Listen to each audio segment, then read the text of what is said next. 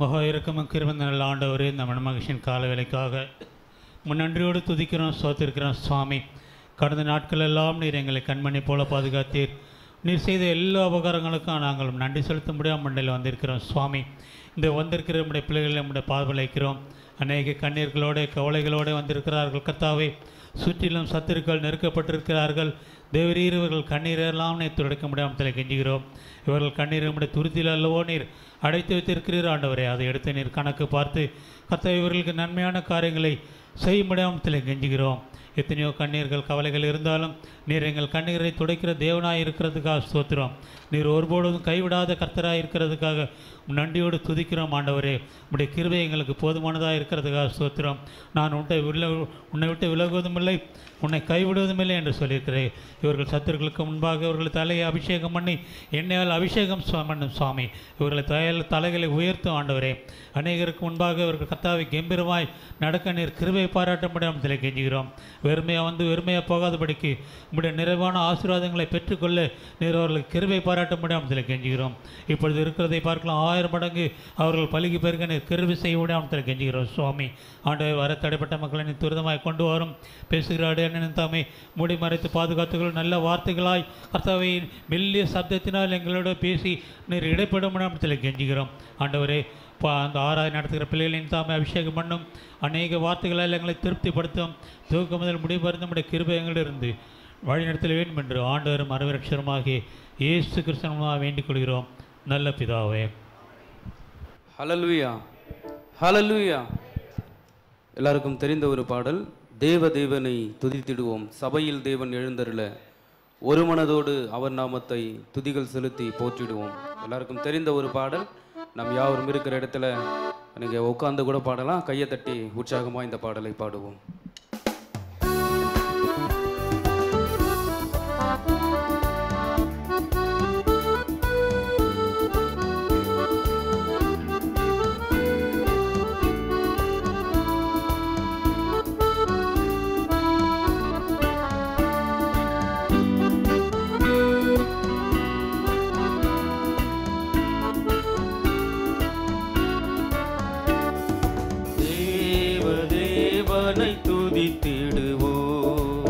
சபையில் தேவன் எழுந்தருள ஒரு மனதோடு அவர் நாமத்தை துதிகள் செலுத்தி போற்றிடுவோம்.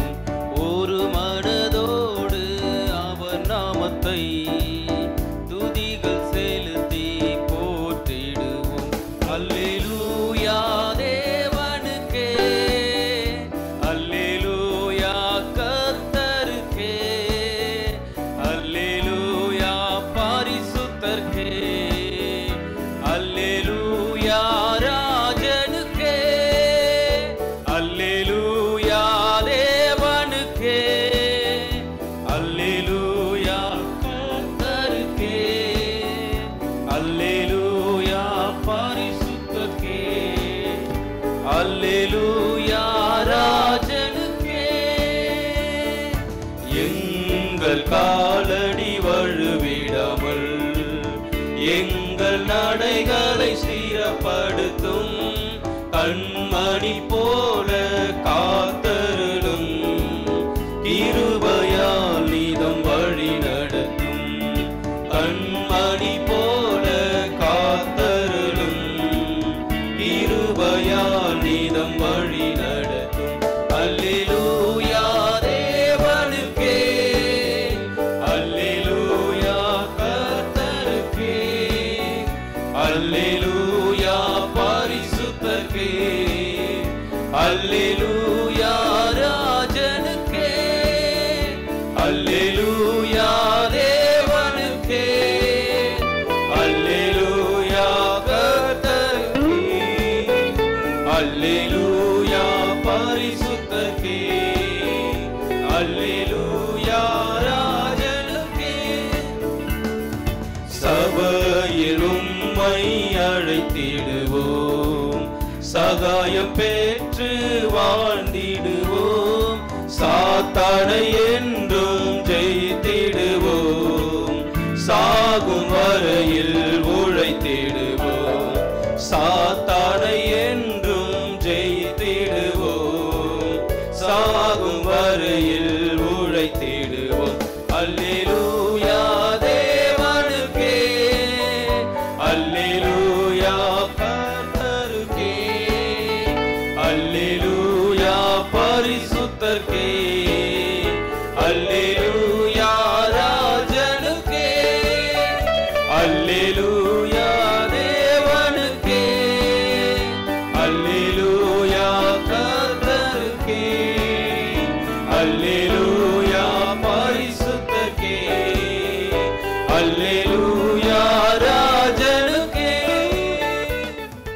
ஹalleluya ஹalleluya. வசனம் சொல்கிறது, கர்த்தருக்கு ஸ்தோத்திரம், அவர் என் விண்ணப்பத்தை சத்தத்தையும் கேட்டார் என்று சொல்லி, கர்த்தர் என் பலனும் என் கேடகமுமாய் இருக்கிறார், என் இருதயம் அவரை நம்பி இருக்கிறது, நான் சகாயம் பெற்றேன், ஆகையால் என் இருதயம் களி கூறுகிறது, என் பாட்டினால் அவரை துதிப்பேன் என்று சொல்லி நல்ல ஒரு பாடல்னால நாம் மீண்டும் தேவனை மகிமைப்படுத்துவோம். தேவ கிருபை என்றும் உள்ளது, அவர் கிருபை என்றும் உள்ளது, அவரை போற்றி துதித்து பாடி ஹல்லேலூயா என்று ஆர்ப்பரிப்போம். எத்தனையோ கிருபைகளை கர்த்தர் நமக்கு கொடுத்திருக்கிறார். எத்தனை பேர் சொல்ல முடியும்? இந்த 2வது மாதத்திலையும் இந்த 4வது வாரத்தில் இன்றைக்கு நாங்கள் நிற்கிறோம் அப்படின்னா அது தேவனுடைய கிருபை என்று சொல்லி நம்ம நினைக்கலாம். நைட்டு நான் கறி குழம்பு சாப்பிட்டேன், மீன் குழம்பு சாப்பிட்டேன், அதனால நிற்கிறோம் அப்படின்னு சொல்லி, அதெல்லாம் ஒன்றுமே கிடையாது. தேவனுடைய கிருபையும் தயவும் இல்லை என்றாங்க நாம் நிற்கவே முடியாது. எல்லாருக்கும் தெரிந்த ஒரு பாடல், நாம் கைகளை உற்சாகமாய் தட்டி இந்த பாடலை பாடுவோம். நல்ல கைத்தட்டி பாடுவோமா? எல்லா கைத்தட்டி.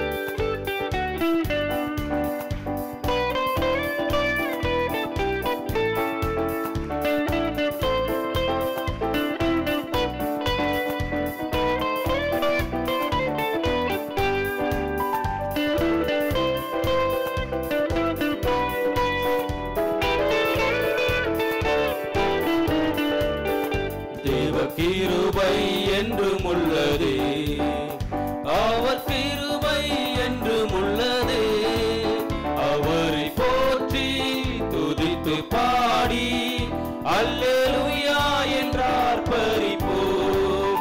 அவரை போற்றி துதித்து பாடி அல்லேலூயா என்றார் பரிப்போம். நெருக்கப்பட்டோ மடிந்திடாமல் கர்த்தர் நம்மை காத்ததாலே, சுவாசத்தோடு கூட பாடுவோம். மடிந்திடாமல் கர்த்தர் நம்மை காத்ததாலே, அவர் நல்லவர், அவர் வல்லவர், அவர் கிருபை என்றும் உள்ளதே. அவர் நல்லவர், அவர் வல்லவர், அவர் கிருபை என்றும் உள்ளதே. தேவ கிருபை என்றும் உள்ளதே, அவர் கிருபை என்றும் உள்ளதே. அவரை போற்றி துதித்து பாடி அல்லேலூயா என்றார் பரிப்போ. அவரை போற்றி துதித்து பாடி அல்லேலூயா என்றார் பரிப்போ. சத்துரு சேனை தொடர்ந்து சூழ்கையில் பக்தனாம் தாவீதின் தேவன் நமக்கு. சத்துரு சேனை தொடர்ந்து சூழ்கையில் பக்தனாம் தாவீதின் தேவன் நமக்கு.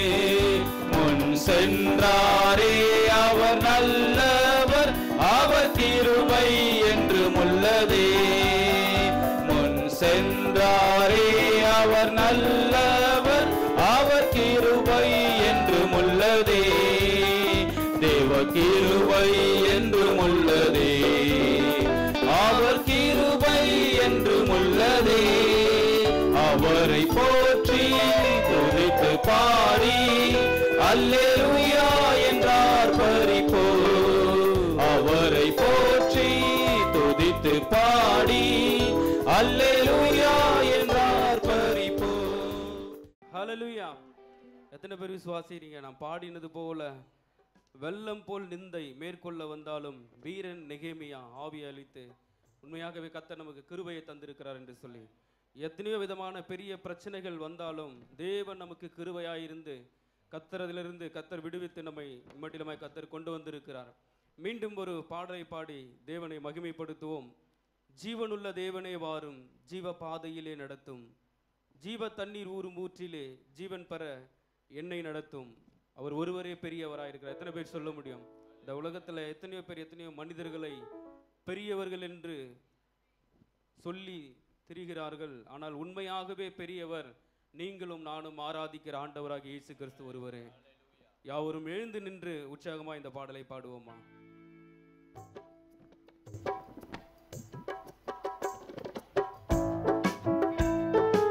நல்ல கைதட்டி பாடுவோமா?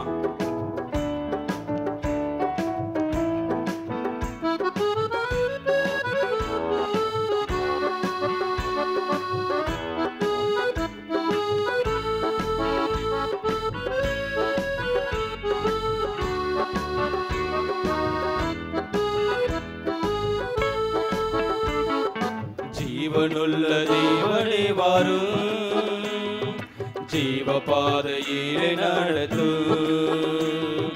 ஜீவனுள்ள தேவனே வாரும், ஜீவ பாதையிலே நடத்தும். ஜீவ தண்ணீர் ஊறும் ஊற்றிலே ஜீவன் பெற என்னை நடத்தும். ஐயா ஜீவ தண்ணீர் ஊறும் ஊற்றிலே ஜீவன் பெற என்னை நடத்தும். இயேசுவே நீர் பெரியவர், இயேசுவே நீர் பரிசுத்தர், இயேசுவே நீர் நல்லவர், இயேசுவே நீர் வல்லவர். ஜீவ தண்ணீர் ஊறும் ஊற்றிலே ஜீவன் பெற என்னை நடத்தும். ஐயா ஜீவ தண்ணீர் ஊறும் ஊற்றிலே ஜீவன் பெற என்னை நடத்தும். பாவிகள் பாவிகள் துரோகிகள் ஐயா, பாவாத மக்களே துயா. பாவிகள் துரோகிகள் ஐயா, பாவாத மக்களே துயா. பாதகரே பாவம் போக்கவே பாதகன் போல் தொங்கி நீரல்லோ. ஐயா பாதகரே பாவம் போக்கவே பாதகன் போல் தொங்கி நீரல்லோ. இயேசுவே நீர் பெரியவர், இயேசுவே நீர் பரிசுத்தர், இயேசுவே நீர் நல்லவர், இயேசுவே நீர் வல்லவர். பாதகரின் பாவம் போக்கவே பாதகன் போல் தொங்கி நீரல்லோ. ஐயா பாதகரின் பாவம் போக்கவே பாதகன் போல் தொங்கி நீரல்லோ. ஐந்து கண்ட மக்களுக்காக ஐந்து காயம் ஏற்ற நேசரே, ஐந்து கண்ட மக்களுக்காக ஐந்து காயம் ஏற்ற நேசரே. நொந்துருகி வந்த மக்களே நேசாவி வீச செய்குவி. ஐயா நொந்துருகி வந்த மக்களே நேசாவி வீச செய்குவி. இயேசுவே நீர் பெரியவர், எல்லாம் சேர்ந்து பாடுவோமா. இயேசுவே நீர் பரிசுத்தர், இயேசுவே நீர் நல்லவர், இயேசுவே நீர் வல்லவர். நொந்துருகி வந்த மக்கள் நேசாவி வீச செய்குவீர். ஐயா நொந்துருகி வந்த மக்கள் நேசாவி வீச செய்குவீர். வாக்கு தத்தம் செய்த கர்த்தரே, வாக்கு மாறா உண்மை நாதரே. வாக்கு தத்தம் செய்த கர்த்தரே, வாக்கு மாறா உண்மை நாதரே. வாக்கை நம்பி வந்து நிற்கிறோ, வல்ல ஆவி மாறி ஊற்றுவி. ஐயா வாக்கை நம்பி வந்து நிற்கிறோ, வல்ல ஆவி மாறி ஊற்றுவி. இயேசுவே நீர் பெரியவர், இயேசுவே நீர் பரிசுத்தர், இயேசுவே நீர் நல்லவர், இயேசுவே நீர் வல்லவர். வாக்கை நம்பி வந்து நிற்கிறோ, வல்ல ஆவி மாறி ஊற்றுவி. ஐயா வாக்கை நம்பி வந்து நிற்கிறோ, வல்ல ஆவி மாறி ஊற்றுவி.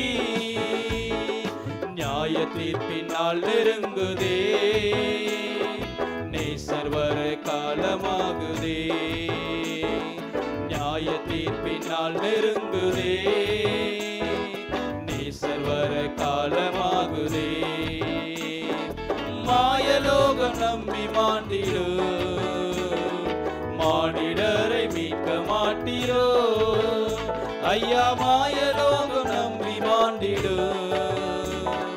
மானிடரை மீட்க மாட்டீரோ இயேசுவே நீர் பெரியவர் இயேசுவே நீர் பரிசுத்தர் இயேசுவே நீர் நல்லவர் இயேசுவே நீர் வல்லவர் மாயலோகம் நம்பி மாண்டிடு மானிடரை மீட்க மாட்டீரோ ஐயா மாயலோகம் நம்பி மாண்டிடு மானிடரை மீட்க மாட்டீரோ ஜீவனுள்ள கர்த்தருடைய பரிசுத்த நாமத்திற்கு ஸ்தோத்திரம் உண்டாவதாக. இந்த நாளில் மறுபடியுமாய் உங்கள் மத்தியிலே வர கர்த்தர் கொடுத்த பெரிதான கிருபைக்காக அவருடைய பரிசுத்த நாமத்தை ஸ்தோத்திரிக்கிறேன். இந்த நாளிலும் நான் போன முறை சொன்னது போல ஒரு புதிய தொடர்ச்சியை ஆரம்பிக்கலாம் என்று யோசித்திருக்கிறேன். குறிப்பிட்ட பொருட்களை குறித்து முன்னால் தொடர்ந்து தேவ செய்திகளை நாம் எடுத்த ஞாபகம் உங்களுக்கு இருக்கலாம். என்ன மாதிரி டாபிக்ஸ் உங்களுக்கு எடுக்கப்பட்டது யாராவது ஒருத்தர் சொல்ல முடியுமா? ஏன் 1-2 சொல்லுங்கள் பார்க்கலாம். அது கடைசி, அதுக்கு முன்னால் இப்போ மோசஸ் உங்ககிட்ட என்ன பேசிகிட்டு இருக்காரு பாஸ்டர் மோசஸ்? பள்ளத்தாக்கு. அந்த பள்ளத்தாக்கோடு சம்மந்தப்பட்டது என்னது? வனாந்திரம். ஸோ வனாந்திரம்ங்கிற ஒரு டாப்பிக்கும் உங்களுக்கு எடுத்தேன். ஆக இப்படி ஒரு டாப்பிக்காக நாம் தேவனுடைய வார்த்தைகளை நாம் தியானித்து வந்தோம்.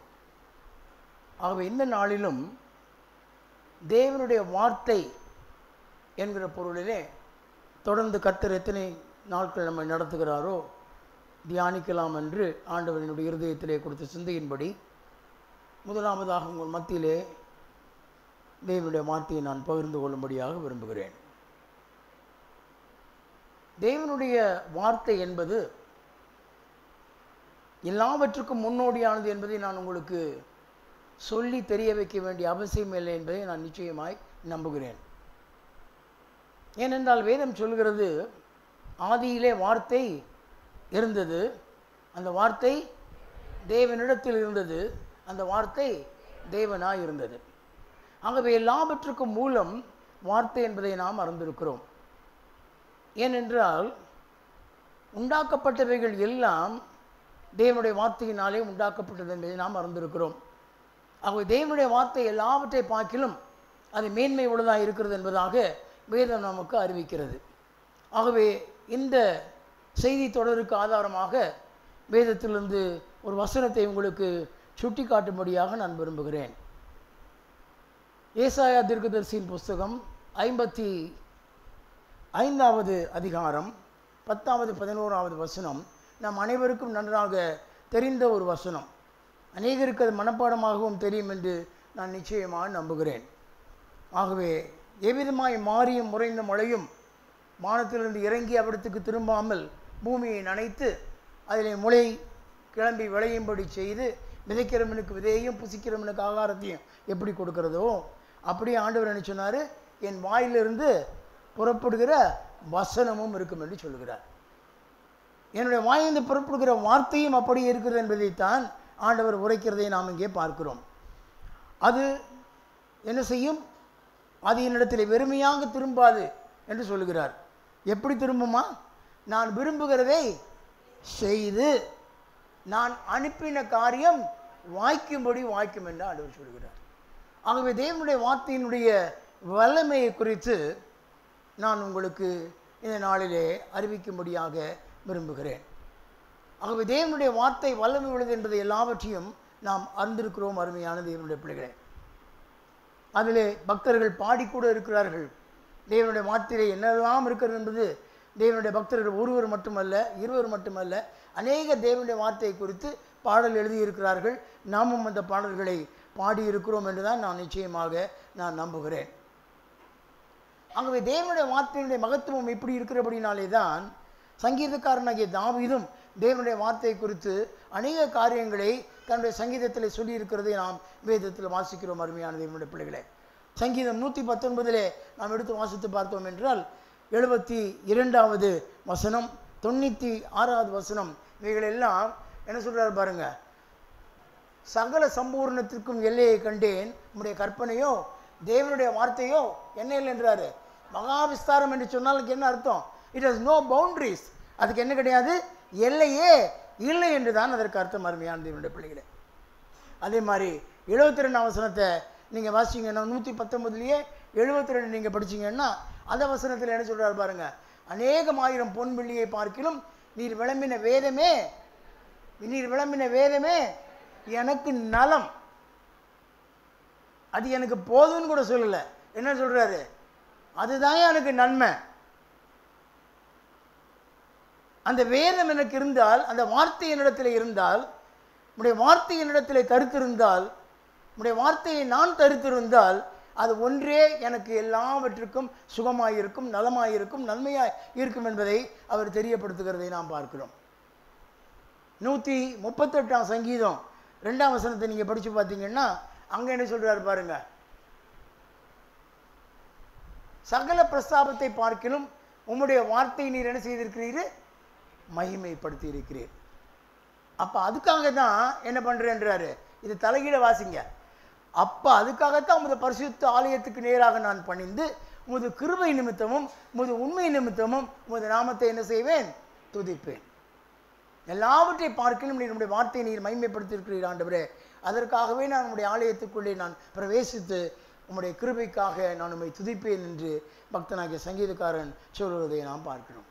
ஆண்டவராகிய இயேசு கிறிஸ்துவம் இந்த உலகத்திலே வந்த பொழுது தேவனுடைய வார்த்தையினுடைய மகிமையை குறித்தும் அதனுடைய முக்கியத்துவத்தை குறித்தும் அதில் இருக்கிற வல்லமையை குறித்தும் அநேக விஷயங்களை சொன்னார். ஏதாவது ஒரு வசனம் சொல்லுங்க பார்க்கலாம்.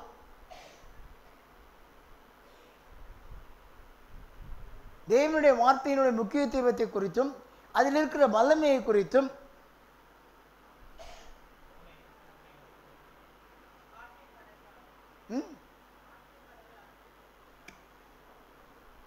ஆண்டவர் என்ன சொன்னார் அந்த வார்த்தையை பற்றி? அதான் கேட்டேன்.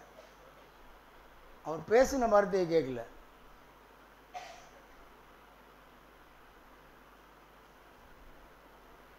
சொல்லுங்க. மனுஷன் அப்பத்தினால் மாத்திரம் அல்ல, தேவனுடைய வாயிலிருந்து புறப்படுகிற ஒவ்வொரு வார்த்தையினாலும் பிழைப்பான் என்று எழுதியிருக்கிறது. இஸ்ரவேல் மக்களுக்கு சொல்லப்பட்ட வார்த்தையை அவர் மறுபடியுமாய் இங்கே ஞாபகப்படுத்துகிறதை நாம் பார்க்கிறோம். அருமையான தேவனுடைய பிள்ளைகளே, ஆகவே ஆண்டவராய் இயேசு கிறிஸ்து இந்த உலகத்தில் இருக்கிற பொழுது அநேக காரியங்களை குறித்து சொன்னார். இன்னும் ரொம்ப முக்கியமாக இன்னொரு வார்த்தை சொன்னார். என்ன சொன்னார்? வானமும் பூமியும் ஒளிந்து போம், என்னுடைய வார்த்தைகளும் என்ன செய்யாது. வார்த்தை மட்டும் ஒழியாது இல்லை, அதனுடைய ஒரு உறுப்பு கூட ஒழியாது என்று சொன்னார். ஹல்லேலூயா. அருமையான தேவனுடைய பிள்ளைகளே, தேவனுடைய வார்த்தையினுடைய மகத்துவம் அதுதான் என்பதை நாம் மறந்து போகக்கூடாது. ஆகவே இந்த வார்த்தையினுடைய வல்லமை குறித்து நாம் சொல்லும் பொழுது, இந்த வார்த்தை பேசப்படும் பொழுது நடந்த காரியம் அதான் இப்போ சிஸ்டர் சொன்னாங்க. ஆகவே ஆண்டவர் இந்த உலகத்தில் இருக்கும் பொழுது தம்முடைய வார்த்தைகளை வசனத்தை சொன்னதை நாம் நன்றாக அறிந்திருக்கிறோம். ரம்யா தேவ பிள்ளைகளே, அவருடைய வாயிலிருந்து புறப்பட்ட வார்த்தை கிரியை செய்கிற வல்லமையுடையதாய் இருந்தது என்பதை நாம் நன்றாக அறிந்திருக்கிறோம். ஆண்டவர் நெடுநேரம் பிரசங்கம் பண்ணிட்டு இருந்தார். ஒரு டைமில் அந்த பிரசங்கம் எல்லாம் பண்ணிக்கிட்டு இருந்த பிற்பாடு எல்லா பிரசங்கத்தெல்லாம் முடிச்சுட்டு என்ன பண்ணுறாரு? வாங்கன்னு சொல்கிறாரு. சீஷர்களை கூட்டிகிட்டு என்ன பண்ணுறாருங்க? கடலில் பிரயாணம் பண்ணிட்டு போகிறாரு. மத்திய எழுதின சுவிசேஷம் 8வது அதிகாரத்தில் அதை குறித்து நாம் வாசிக்கிறோம். அந்த சம்பவங்கள் அதில் சொல்லப்பட்டிருக்கிறது. 23லேருந்து 27 வரைக்கும் போட்டிருக்குது பார்த்தீங்கன்னாக்கா. அடுத்தாப்பில் மார்க் எழுதின சுவிசேஷம் 4வது அதிகாரத்திலும் அந்த சம்பவம் விளக்கப்பட்டிருக்கிறது. 35லேருந்து 41 வரைக்கும் படித்து பார்த்தீங்கன்னா அதிலேயும் அது சொல்லப்பட்டிருக்கிறது. 2 சுவிசேஷத்திலும் நீங்கள் படித்து பார்த்தீர்கள் என்றால் சீஷர்களை கூட்டிக் கொண்டு அவர் சென்று படவில் என்ன பண்ணுறாரு? ஆண்டவர் ஏறிட்டார். அதை நீங்கள் படித்து பார்த்தீங்கன்னா தெரியும். மத்திய 8வது அதிகாரம் 23வது வசனத்தில் என்ன சொல்லுது? அவர் சென்று படவிலே ஏறினார். அப்போ அவர் சென்று படவிலே ஏறின பிற்பாடு சீஷர்களும் அவர்களோடு என்ன செய்கிறாங்க? படவிலே ஏறுகிறார்கள் என்று நாம் பார்க்கிறோம். அப்போ படகுல ஏறி போய்கிட்டு இருக்கிறாங்க. அது என்ன கடற்கரை? அது என்ன கடல்? அது கலிலேயா கடல். கலிலேயா கடலினுடைய சரித்திரத்தை நீங்கள் படித்து பார்த்தீங்கன்னா அது ரொம்ப மோசமான ஒரு கடல். ஆழமான கடல் மட்டுமல்ல, நல்ல பெரிய பெரிய அலைகள் வருகிற ஒரு கடல், அடிக்கடி காற்றும் சூறாவளியும் அடிக்கிற ஒரு கடல். இதெல்லாம் தெரிஞ்சு தான் அந்த கடலில் பிரயாணம் பண்ணுறாங்க. அந்த சூறாவளியும் புயலும் எந்த நேரம் வேண்டுமானாலும் அந்த கடலில் அது வரக்கூடும். அது எப்போ வரும்ன்றது யாருக்குமே சொல்ல முடியாது. அதே நேரத்தில் அது மட்டும் இல்லை, அந்த கடலில் என்னவும் உண்டு, சுழலும் உண்டு. ஆக இப்படிப்பட்ட ஒரு ஆபத்தான கடல் தான் என்ன கடலுங்க? கலிலேயா கடல். இப்படிப்பட்ட ஆபத்தான கடலிலே தான் படவிலே ஏறி அவர்களோடு கூட ஆண்டவரும் பிரயாணம் பண்ணுகிறார் என்று நாம் பார்க்கிறோம். அப்போ பிரயாணம் பண்ணும் பொழுது ஆண்டவர் ஏறிட்டு என்ன பண்ணுறாரு? என்ன பண்ணுறாருங்க?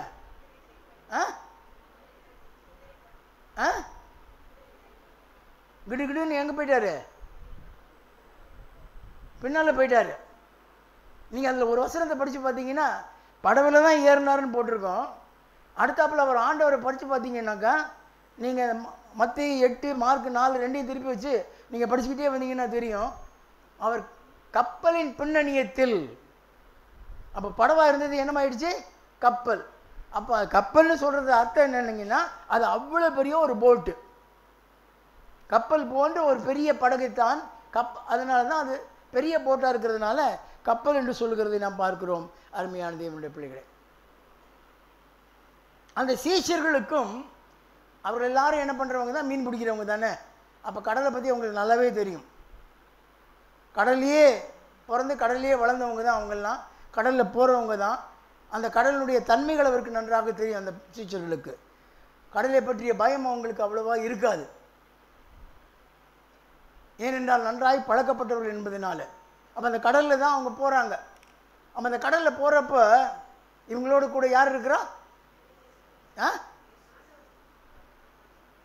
அப்போ யார் இவங்க நம்பிக்கை யார் மேலே இருக்கணும்? இவங்க நம்பிக்கை எங்கே இருந்துச்சு? எங்கே இருந்துச்சு? இல்லை, நம்பிக்கை எங்கே இருந்துச்சு? பயம் வந்தது இதனால, நம்பிக்கை இல்லாததுனால, ஆண்டவர் மேலே நம்பிக்கை இல்லாததுனால.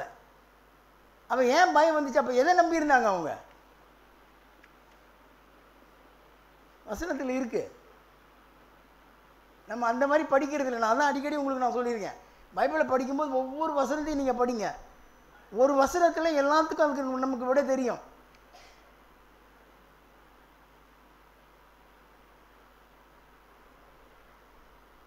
இவங்க போன படகு மாத்திரம் இல்லை, அவங்களோட கூட என்னமோ போயிருந்ததுன்னு போட்டிருக்க பைபிளில், வேறு படகுகளும் அவர்களோடு கூட இருந்தது என்று வாசிக்கிறோம். வீட்டில் போய் படிங்க. ஒவ்வொன்றா எடுத்து படித்து பார்த்தோம்னா நமக்கு நேரம் பத்தாது. நீங்கள் இதை நான் சொன்ன பகுதியிலே நீங்கள் படித்து பார்த்தீர்கள் என்றால் அவர்களோடு கூட வேறு சில படகுகளும் இருந்தது. அப்போ இவங்க நம்பிக்கை எங்கே இருந்துச்சுங்க? பக்கத்து வீட்டுக்காரங்க மேலே இருந்துச்சுன்னு சொல்லணும்.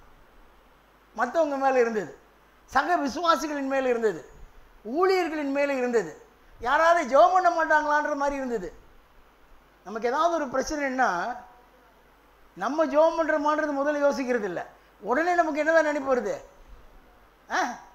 உடனே நமக்கு என்ன நினைப்பு வருது? சத்தியமாக சொல்லணும், நெஞ்சில் கை வச்சு சொல்லணும், சும்மாலாம் சொல்லக்கூடாது. உடனே என்ன நினைப்பு வருது? நிர்மலாமா ஃபோன் பண்ணலாமா? பாஸ்டர் பெரிய நாயத்துக்கு ஃபோன் பண்ணலாமா? மோது பாஸ்டருக்கு ஃபோன் பண்ணலாமா? என் ஃபோன் நம்பர் யாருக்கு இல்லை, அதனால யாரும் எனக்கு ஃபோன் பண்ணுறது இல்லை. நம்ம ஜெபம் பண்ணுவோம் அப்படிங்கிற நினைப்பு எத்தனை பேருக்கு வருது? யோசித்து பாருங்க. முதலாவது அநேகருடைய ஸ்தோத்திரத்தினாலே வேதம் சொல்லுகிறது கிருபை என்ன செய்யும்? பெருகும். அதில் எந்த சந்தேகமே கிடையாது. எல்லாரும் நமக்கு ஜெபம் பண்ணணும் அவசியம்தான். மற்றவங்களை ஜெபம் பண்ண கேட்கறது தப்பே கிடையாது. ஆனால் முதல்ல யார் ஜெபம் பண்ணுங்க? நம்ம ஜெபம் பண்ணணும். நம்ம ஜெபம் பண்ணணும். எல்லாரும் ஜெபம் பண்ணாலும் நம்ம ஜெபம் பண்ணலன்னா என்ன இல்லை, பிரயோஜனமே இல்லை. ஒரு உண்மையான இன்னொரு விசுவாசியாக இருந்தால் சொல்வார், முதல்ல நீ ஜெபம் பண்ணியான்னு கேட்பாங்க. ஊழியக்காரங்க முதல்ல நீ ஜெபம் பண்ணுன்னு சொல்லுவாங்க. ஆமாம், அருமையான தெய்வ பிள்ளைகளே. அப்போ இவங்க தங்களையும் நம்பாமல் தங்களோடு கூட வருகிற ஆண்டவரையும் நம்பாமல் யாரை தான் நம்பினாங்க? நம்ம கூட சப்போர்ட் இருக்குடா, நமக்கு என்ன இருக்குதுங்க? சப்போர்ட் இருக்குது. ஏதாவது பிரச்சனை வந்தால் மற்ற படவங்களாம் இருக்குது. இதில் தான் நம்பிக்கை வச்சுருந்தாங்க. ஆனால் கடலில் பயங்கரமான காற்று வீசின உடனே சரி இதுக்கு மேலே தாங்கிறது கஷ்டன்றதுனால தான் அவங்களுக்கு என்ன உண்டாச்சுங்க? பயம் உண்டாயிற்று என்று பார்க்கிறோம். அருமையான தேவ பிள்ளைகளே, ஆண்டவர் இதுக்கு எல்லாம் பார்த்துக்கிட்டு தான் இருக்கிறாரு. அவர் தூங்கிட்டு இருக்கிறாருன்னு நினச்சிங்களா? உண்மையாலுமே அவர் தூங்குற மாதிரி நடிச்சுக்கிட்டு தான் இருந்திருக்கணும். அவர் தூங்கினாலும் அவருக்கு எல்லாம் தெரியும். அதனால என்ன பண்ணிட்டாரு? நேராக கீழே போனார். என்ன பண்ணிட்டாரு? போயிட்டு தூங்கிட்டார். எப்படி தூங்கினார்? ஏற்கனவே உங்களுக்கு சொன்னேன், தலானியை வச்சுட்டு தூங்கிட்டார். கையை விட வச்சு தூங்கல. எப்படி தூங்கிட்டாருங்க? தலைகாணியை வச்சு தூங்கிட்டார். நல்லா தூங்கிட்டேன், போங்கடா, நீங்கள் என்ன அதை பண்ணிட்டு போங்க. அப்போ ஆண்டவர் என்ன விரும்பினார்? எந்த சூழ்நிலையிலும் நீ யார் மேல் நம்பிக்கையாக இருக்க வேண்டும்? கர்த்தர் மேல் நீ நம்பிக்கையாக இருக்க வேண்டும். அவரை நோக்கி நீ கூப்பிட வேண்டும். அதை காட்டுறதுக்கு தான் நான் தூங்கிட்டேன் போ அப்படின்னு போய் தூங்கிட்டார். ஆமாம் அருமையான தெய்வ பிள்ளைகளே, ஆண்டவர் போய் அவங்க எழுப்பி, சும்மா எழுப்பியிருந்தா கூட பரவாயில்ல, என்ன கேட்டாங்க? நாங்கள் மடிந்து போகிறோமே, அது உங்களுக்கு என்னவா இல்லையா? அவருக்கு என் கவலை, இவன் செத்து போனா இவன் இருந்து என்ன பிரயோஜனத்தினால் இருந்து இது விசுவாசம் கூட வரலாம் உங்களுக்கு. இப்படி யோசிச்சு பாருங்க. சீஷர்கள் தான், ஆண்டவரால் தெரிந்து கொள்ளப்பட்டவர்கள் தான். இப்படி யோசிச்சு பாருங்க. அவங்கள கேட்குறாங்க ஒரு கேள்வி, நாங்கள் மடிந்து போகிறது உங்களுக்கு கவலை இல்லையா? கேள்வி கேட்டாலும் கரெக்டான கேள்வி கேட்கணும்ல. இப்படியே ஒரு கேள்வி கேட்பாங்க. நல்ல ஆண்டவர் அவர், அதனால சும்மா விட்டார். இப்போ நம்மளாக இருந்தால் திருப்பி கேட்டிருப்போம், ஏன்டா புத்தி இல்லாதவனே அப்படின்ட்டு. ஆனால் ஆண்டவர் எல்லாத்தையும் பொறுத்திருந்தார். அவர் ஒன்றும் சொல்லலை, எழுந்திருச்சார். என்ன பண்ணாருங்க? என்ன சொன்னார்? கடலே இறையாதே, அமைதியாயிரும். ஹல்லேலூயா. இதுதாங்க வார்த்தையினுடைய வல்லமை. இதுதான் வார்த்தையினுடைய வல்லமை. தேவனுடைய வாயிலிருந்து புறப்படுகிற ஒவ்வொரு வார்த்தையினாலும் மனுஷன் பிழைப்பான் என்று சொன்னால் அதனுடைய அர்த்தம் என்னன்னா ஆகாரம் கிடைக்கும்ன்ற அர்த்தம் இல்லை. என்ன அர்த்தம்? அவருடைய வார்த்தையினால் நமக்கு என்ன உண்டாகுங்க? சுகம் உண்டாகும், நமக்கு பிழைப்பு உண்டாகும், நம்முடைய உயிர் நிற்கும், ஆபத்து நிற்கும், ஆபத்து வராது. ஹல்லேலூயா. எப்பேற்பட்ட பேரழிவாக இருந்தாலும் அவைகள் நின்று போகும். நாம் என்ன செய்யப்படுவோம்? காக்கப்படுவோம். ஒரே வார்த்தை தான், கடலே இறையாதே, அமைதலாயிரும். He just spoke one word. அது ஒரே நிமிஷத்தில் அத்தனை இறைச்சலும் அத்தனை அலையும் எல்லாம் என்ன செய்ததுங்க? அடங்கி போச்சு. அருமையான தெய்வ பிள்ளைகளே, இதுதான் தேவனுடைய வார்த்தையினுடைய வல்லமையினுடைய மகிமை என்பதை நாம் பார்க்கிறோம். அருமையான தெய்வ பிள்ளைகளே,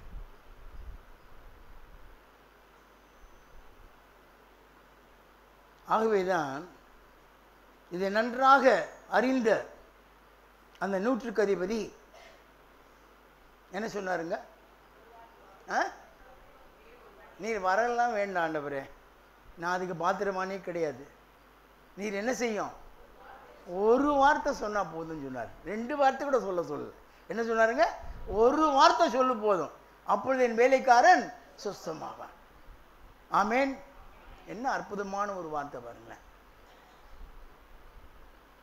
ஒரே ஒரு வார்த்தை சொல்லுவோம், ஆண்டவரே என் வேலைக்காரன் சுகமாயிடுவான், நீ வேற எதுவும் ஒன்றுமே பண்ண வேண்டாம். ஆம் அருமையான தேவனுடைய பிள்ளைகளே, தேவனுடைய வார்த்தையிலே அத்தனை வல்லமை இருக்கிறது என்பதை நாம் அறிந்து கொள்ள வேண்டும். அருமையான தேவ ஜனமே, ஆகவேதான் வேதத்திலே நாம் வாசித்தோம், அவர் எல்லாவற்றை பார்க்கிலும் தம்முடைய வார்த்தை என்ன செய்திருக்கிறாருங்க? மகிமை படுத்தி இருக்கிறார். Because his word is so important. His word is so powerful. It is all powerful. எப்படி அவர் சர்வ வல்லமையுள்ள தேவனாய் இருக்கிறாரோ, தேவனுடைய வார்த்தை சர்வ வல்லமை உள்ளதாய் இருக்கிறது. ஆமேன், ஆமேன், ஆமேன். ஆம் அருமையான தேவ ஜனமே, அப்ப இந்த வார்த்தைக்கு எவ்வளவு ஒரு முக்கியத்துவம் நாம் கொடுக்க வேண்டும் என்பதை நாம் அறிந்து கொள்ள வேண்டும். அருமையான தேவ ஜனங்களே, எல்லாவற்றை பார்க்கலாம் ஆண்டவரே தன்னுடைய வார்த்தை என்னப்படுத்தி இருக்கிறார் என்று பார்க்கிறோம், பிரஸ்தாபப்படுத்தி இருக்கிறார், மைமைப்படுத்தி இருக்கிறார் என்று நாம் வேதத்திலே நாம் வாசித்தோம். அப்படி இருக்கும் பட்சத்திலே அப்படிப்பட்ட அந்த வார்த்தையை நாம் என்ன செய்ய வேண்டும்ங்க? என்ன செய்ய வேண்டும்? என்ன செய்ய வேண்டும்? கனப்படுத்த வேண்டும். அந்த வார்த்தைக்கு முக்கியத்துவம் கொடுக்க வேண்டும். அந்த வார்த்தையை மேன்மைப்படுத்த வேண்டும். இவைகளெல்லாம் எதனால் சாத்தியம் என்று சொன்னால் அந்த வார்த்தையின்படி நாம் என்ன செய்ய வேண்டும்? என்ன செய்ய வேண்டும்? நடக்க வேண்டும். அந்த வார்த்தை சொல்கிறபடி நம்முடைய வாழ்க்கை அமைய வேண்டும். வார்த்தைக்கு ஒவ்வாத எந்த ஒரு காரியத்திலும் நாம் என்ன செய்யக்கூடாதுங்க? பிரவேசிக்க கூடாது. வார்த்தைக்கு விரோதமான எந்த ஒரு நடவடிக்கைகளும் நம்முடைய வாழ்க்கையிலே இருக்கக்கூடாது. அந்த அளவுக்கு தேவனுடைய வார்த்தைக்கு நாம் முக்கியத்துவம் கொடுக்க வேண்டும் அருமையான தேவ பிள்ளைகளே. ஆகவே இப்படிப்பட்ட வல்லமை உள்ள வார்த்தை தான் தேவனுடைய வார்த்தை என்பதை நாம் நன்றாக நிச்சயமாக நாம் புரிந்து கொள்ள வேண்டும் அருமையான தேவ ஜனமே. ஆகவே தான் வேதத்திலே சங்கீதக்காரன் மறுபடியும் அவர் என்ன சொல்கிறாருன்னு பார்த்தீங்கன்னாக்கா, ரொம்ப அழகான வசனங்கள் தேவனுடைய வார்த்தையிலே இருக்கிறது. இந்த தேவனுடைய வார்த்தைக்கு ஆதி பக்தர்கள் எல்லாரும் அவ்வளவு முக்கியத்துவத்தை கொடுத்ததை நாம் நன்றாக வேதத்திலே அறிந்து கொள்கிறோம். அந்த சரித்திரத்தை படிக்கும் பொழுது அதை நாம் புரிந்து கொள்கிறோம். அந்த வார்த்தையினுடைய வல்லமை அவர்களுக்குள்ளே கிரியை செய்ததை நாம் பார்த்து கொண்டுதான் வேதத்தின் மூலமாக நாம் பார்த்து கொண்டிருக்கிறோம். சங்கீதக்காரன் மறுபடியும் தன்னுடைய சங்கீதத்திலே ரொம்ப அழகாய் சொல்கிறார். சங்கீதம் 33:9 எடுத்து படித்து பார்த்தீங்கன்னாக்கா ரொம்ப அழகாக இந்த வசனத்திலே போட்டிருக்கிறது. என்ன சொல்கிறாருங்க? அவர் சொல்ல ஆகும், அவர் கட்டளையிட நிற்கும் என்று நாம் வாசிக்கிறோம். அவர் சொல்ல ஆகும், அவர் கட்டளையிட நிற்கும் என்று வேதத்தில் வாசிக்கிறோம் அருமையான தெய்வ பிள்ளைகளே.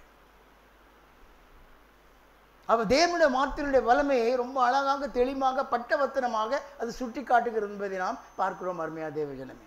அவருடைய வாயிலிருந்து புறப்படுகிற வார்த்தையினால் என்ன செய்யும்? காரியங்கள் நடக்கும். அவர் சொல்ல ஆகும், அவர் கட்டளையிட நிற்கும். இதுதான் அதனுடைய அர்த்தம் அருமையான தேவ ஜனமே. உலக பிரகாரமான மனுஷர்கள் சொல்கிற வார்த்தையிலேயே எவ்வளோ ஒரு வல்லமை இருக்கு தெரியுமா? இன்னைக்கு ஒரு பெரிய அதிகாரியை போய் பார்க்க போறீங்க, இல்லை ஒரு மந்திரியை போய் பார்க்க போறீங்க, இல்லை அரசியல்வாதிகளை போய் பார்க்க போறீங்க, இல்லை வர்றாங்க ஏதோ அவங்க அந்த மாதிரி வரும்பொழுது குறைகளை கேட்குறாங்க, மனு கொடுக்குறோம், என்னமோ பண்ணுறோம். அப்போ என்ன சொல்கிறாங்க? வாய் வார்த்தை தான் சொல்கிறாங்க. கூட போகிற அதிகாரிகள் அதை என்ன பண்ணிக்கிறாங்க? குறிச்சிக்கிறாங்க. அந்த வார்த்தைக்கே எவ்வளவு மரியாதையும் எவ்வளவு மதிப்பெரும் இருக்கிறது. சொல்லி அதை குறித்து கொள்கிற அந்த காரியத்தை கண்டிப்பாக என்ன செய்கிறாருங்க? என்ன செய்கிறாங்க? நிறைவேற்றுகிறார்கள். அப்போ ஒரு உலக பிரகாரமான மனுஷனுக்கும் உலக பிரகாரமான அதிகாரிக்கும் உலக பிரகாரமான ஒரு தலைவனுக்கும் ஒரு மந்திரிக்கும் ஒரு முதலமைச்சருக்கும் எவ்வளவு அதிகாரம் இருக்கும் என்றால் சர்வவல்லமை தேவனுடைய கர்த்தருடைய வார்த்தை எவ்வளவு அதிகாரம் பொருந்தியதாய் இருக்கும் என்பதை நாம் புரிந்து கொள்ள வேண்டும் அருமையான தெய்வ பிள்ளைகளே. வேதத்தில் ரொம்ப அழகான சில வசனங்கள் எல்லாம் இருக்கிறது அருமையான தெய்வ ஜனங்களே.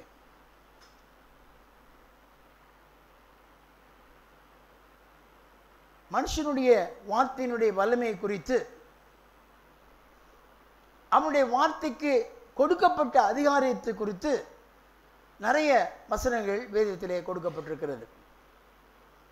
நான் சொல்றது உங்களுக்கு விளங்கும்னு நினைக்கிறேன். ஒரு மனுஷனுடைய வார்த்தைக்கு கொடுக்கப்பட்ட அதிகாரம், ஒரு மனுஷனுடைய வார்த்தைக்கு கொடுக்கப்பட்ட அந்த வல்லமை, அதை குறித்து வேதத்தில் நிறைய உதாரணங்கள் நமக்கு இருக்கு. ஒரு உதாரணம் ஏதாவது சொல்ல முடியுமா உங்களுக்கு? யாரோ சொன்ன மாதிரி கேட்டுச்சு காதுல. மோசே.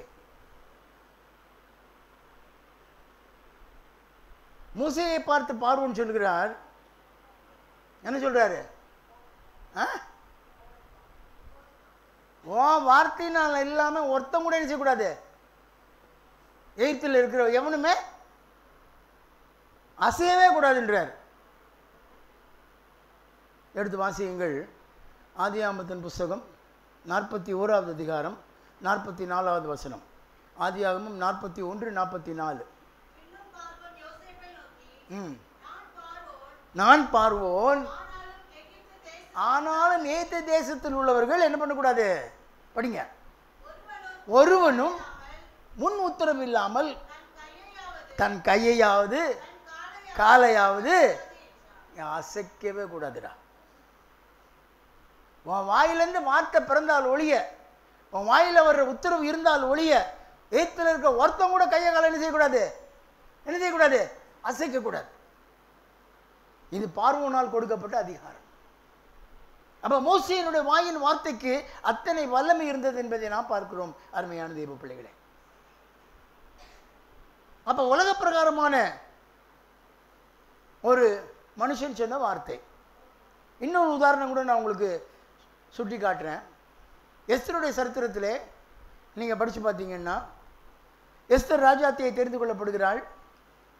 அவர் தெரிந்து கொள்ளப்பட்ட பிற்பாடு எஸ்தர், முருகதாய் முருதைகாய் இவங்க 2 பேருக்கும் ஒரு பொதுவான ஒரு சொத்து ஒருத்தன் இருக்கிறான். அவன் தான் யாரு?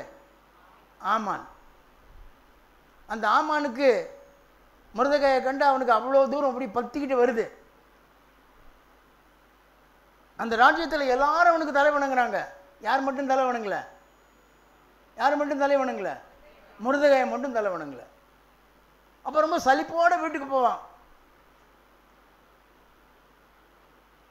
சலிப்போடு வீட்டுக்கு போகணுன்னு மனைவி கேட்குறா, ஏன்டா இவ்வளவு மேன்மையான ஸ்தானத்தில் நீ இருக்கிற, ராஜாவுக்கு அடுத்தபடியாக இருக்கிற, உன் உத்தரவு இல்லாமல் இந்த ஊரில் ஒருத்தனை ஒன்றும் பண்ண முடியாது, உனக்கே இவ்வளோ பெரிய சலிப்புங்கிற பொழுது நீ என்னத்தை சொல்லி எவ்வளோ மேன்மை இருந்தேன்னு பிரயோஜனம்? அந்த பய எனக்கு மரியாதையே கொடுக்க மாட்டேன்றானே. ஒரு சாதாரணமான ஒரு மனுஷன், ஒன்றுமில்லாத ஒருத்தன். அப்போ சொல்லுவான், ஒரு வார்த்தை சொல்லுவான். என்ன வார்த்தை சொன்னா? யாருக்காவது ஞாபகம் இருக்கா? எப்போ படிச்சதுங்க அப்படின்றீங்களா? அப்போ ஒரு வார்த்தை சொல்லுவாவா, அவன் யூதனாய் இருந்தால் நீ அவனை என்ன பண்ண முடியாது? நீ அவனை மேற்கொள்ளவே முடியாது, நீ மேன்மை அடைய முடியாது. ரொம்ப நல்ல அர்த்தம் அதில் இருக்குதுங்க. அதுதான் நான் எப்போவுமே உங்களுக்கு சொல்கிறேன், பைபிளை படிங்க, பைபிளை படிங்க, பைபிளை படிங்க. பைபிளில் எல்லா வார்த்தைக்கும் அர்த்தம் இருக்கு. ஒரு யூதனை யாரும் என்ன செய்ய முடியாதுங்க? வீழ்த்தவே முடியாது. ஏனென்றால் அவன் தேவனால் தெரிந்து கொள்ளப்பட்டவன், அவன் தேவ ஜனம். இன்றைக்கு நாம யாரு?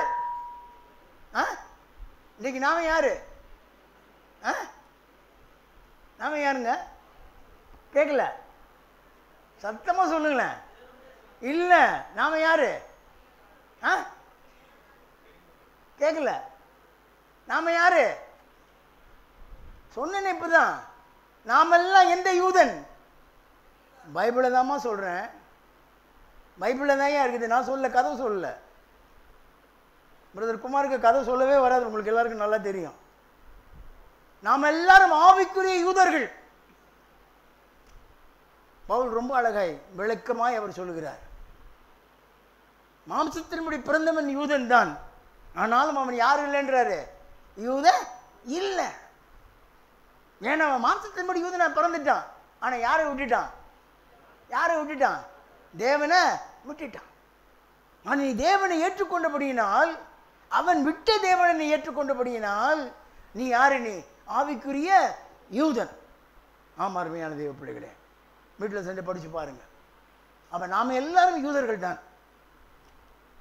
ஆகவே தேவனுடைய ஜனமாகிய அந்த ஆவிக்குரிய யூதர்களாகிய நம்மை ஒருவராலும் மேற்கொள்ள முடியாது என்கிற அந்த விசுவாசம், அந்த நம்பிக்கை, அந்த உறுதி நமக்குள்ள இருக்க வேண்டும். அந்த உறுதி நமக்குள்ள இருக்கணும்னா நம்ம யாரா இருக்கணும்? நம்ம யாரா இருக்கணும்? நம்ம யாரா இருக்கணும்? ஆவிக்குரிய யூதனா இருக்கணும். நம்ம ஆவிக்குரிய யூதனா இருந்தால் நிச்சயம் இந்த வார்த்தை நமக்கு பலிக்கும் என்பதை நாம் மறந்து போகக்கூடாது. அருமையான தேவ பிள்ளைகளே, அப்போ எஸ்தர் 7ஆம் அதிகாரம் 8ஆம் வசனத்தை படிச்சு பாருங்க. எஸ்தர் 7:8.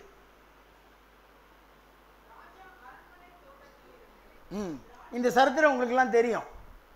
இப்போ ஆமான் இந்த மாதிரி இருக்கிறான். இப்போ எஸ்தர் ராஜாத்தி இவன் ஆமானால அவன் யோசித்தான், இவனை மட்டும் அழிச்ச பிரயோஜனம் இல்லைடா, இவன் குலத்தையே என்ன பண்ணிடணும் யூத குலமே இல்லாமல் அழிஞ்சு போயிடணும் நம்ம நாடு ஃபுல்லாக. ஏன்னா அகாசுவேர ராஜா ஏறக்குறைய எத்தனையோ நாடுகளை ஆண்டவர், இந்தியா உள்பட 127 தேசங்களை ஆண்ட மன்னன்னு வேதத்தில் போட்டிருக்கிறது. அப்போ எல்லா இடங்களிலும் யூதர்களும் என்ன செய்து கொள்ள வேண்டும், அழிச்சிடணுன்றதான் அவன் எண்ணம். ஆனால் ராஜா கிட்ட இருந்து என்ன வாங்கிட்டான், டிகிரி வாங்கிட்டான். அப்போ அது எஸ்தருக்கு தெரிஞ்ச உடனே அவன் ராஜாக்கிட்ட பேசுறதுக்கு அப்போ ஆயத்தமாக இருக்கிறா. அப்போ ராஜாவை விருந்துக்கு கூப்பிடுறா. ராஜா விருந்துக்கு வர்றாரு. ராஜா கூட சேர்ந்து யாரையும் கூப்பிடுறா, அவன் தான் செகண்ட் மேன், அவனை அவாய்ட் பண்ண முடியாது, அவனையும் கூப்பிடுறாரு. இது ஆண்டவரால் அவனுக்கு வைக்கப்பட்ட ஒரு என்னதுங்க, ஒரு கன்னி என்பதை அறியாமல் அவனும் வர்றான். அப்போ எஸ்தர் ராஜாத்தி இந்த சம்பவத்தை விவரிக்கிறார். விவரித்து சொன்ன உடனே ராஜா உக்கிரத்தோடு பந்தியில் எழுந்திரிச்சு எங்கே போயிடுறாரு, பைபிள் கதை தாம்மா சொல்கிறேன், படிக்கலையா நீங்கள் கதையை? தோட்டத்துக்கு போயிடுறாரு, அரண்மனை தோட்டத்துக்கு போயிடுறாரு, கொஞ்சம் மைண்டை ஃப்ரீ ஆக்கிறதுக்காக. ஏன்னா பயங்கர கோவம் வந்துருச்சு அவருக்கு. சரி ரிலாக்ஸ் பண்ணிட்டு வரலான்ட்டு தோட்டத்துக்கு போயிடுறாரு. அப்போ ஆமானுக்கு என்ன புரிஞ்சிருச்சு, ராஜாவினால் நமக்கு என்ன உண்டாயிருச்சுங்க, ஆபத்து வந்துருச்சு, வந்து என்ன சொல்ல போகிறார் ராஜான்றதுனால அவன் பயந்து போய் எஸ்தர் ராஜாத்திக்கிட்ட தன்னோட உயிருக்காக மன்றாட அவளை எழுந்து நிற்கிறான். மன்றாடி எங்கே விழுந்துடுறான், எஸ்தர் கட்டிலேயே விழுந்துடுறான். பாருங்க எப்படி ஆண்டவர் ஒருத்தனை வந்து ஆண்டவர் வந்து சிக்க வைக்கணும்னா எப்படி சிக்க வைக்கிறார் பாருங்க. நல்லா நீங்கள் புரியணும். இதெல்லாம் என்ன ஆண்டவர் உலக பிரகாரம் மனுஷன் எவ்வளவோ சிக்க வைக்கிறான், என்ன பிளான் பண்ணுறான், என்ன ஸ்கீம் பண்ணுறான். தாவீது ராஜா பண்ண ஸ்கீம் உடையா பசேபர்களுக்காக அதெல்லாம் ஒன்றுமே கிடையாது. ஆண்டவர் ஒருத்தனை சிக்க வைக்கணும்னா அவர் எப்படி வேணாலும் சிக்க வைப்பார். என்ன மாதிரிலாம் ஒரு ஸ்ட்ராட்டஜி ஃபாலோ பண்ணுறாரு பாருங்க. அவன் படுக்கையிலே அவள் படுக்கையிலே விழ வைக்கிறார். அவள் படுக்கையில் விழாமல் கீழே விழுந்துருந்தாலும் அவனுக்கு ஒன்றுமே ஆயிருக்காது, ராஜா ஒன்றும் பண்ணியிருக்க மாட்டார். ஆனால் விழுந்தது எங்கே விழுந்தான், ராஜாத்தி படுக்கையிலேயே விழுந்தான். இவன் விழுந்ததுக்கு ராஜா வந்ததுக்கும் சரியா இருந்துச்சு. இப்போ படிங்க அந்த வசனத்தை, 7ஆம் அதிகாரம். ஆ ஆ ஆ ஆ ஆ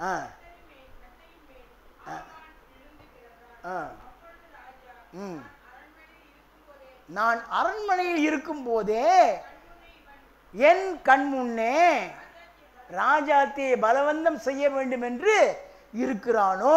பாருங்க அவன் மண்டையில் என்ன மாதிரி மூளை போயிருக்குது பாருங்க. லேசா ராஜாத்தியை பலவந்தம் பண்ண முடியுமா? ஈட்டியும் வாணியை பிடிச்சிருக்கிற சேவங்க எத்தனை பேர் இருப்பான். ஆனாலும் வாயிலேருந்து அந்த வார்த்தை வருது, அதை பிறக்க வைத்தது ஆண்டவர் தான். கீழே படிங்க, அதான் ரொம்ப முக்கியம். இந்த வார்த்தை ராஜாவின் வாயிலிருந்து பிறந்த உடனே ஆமானின் முகத்தை மூடி போட்டார்கள். இதுதான் நான் உங்களுக்கு சொல்ல விரும்புகிறேன். அப்போ ஒரு மனுஷனுடைய வார்த்தைக்கு எவ்வளவு ஒரு வல்லமை, எவ்வளவு அதிகாரம்.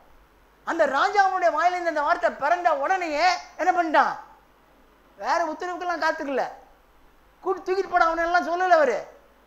இந்த வார்த்தை வந்த உடனே ஆமான் மூஞ்சி என்ன பண்ணிட்டான், மூடிட்டான். அதுக்கு என்ன அர்த்தம், ஃபினிஷ், முடிஞ்சு போச்சு அவன் கதை. அப்போ ஒரு ராஜாவுடைய வார்த்தைக்கு எவ்வளவு வல்லமை இருக்கிறது என்பதை உங்களுக்கு சுட்டி காட்ட விரும்புகிறேன். ராஜாதி ராஜாவும் இந்த பூச்சக்கரத்தின் ஏக சக்கராதிபதியுமான நம்முடைய தேவனுடைய வார்த்தைக்கு எவ்வளவு வல்லமை இருக்கும். ஆமென். இது நமக்கு புரிஞ்சா நமக்கு ஏங்க பயம், நமக்கு ஏன் கவலை?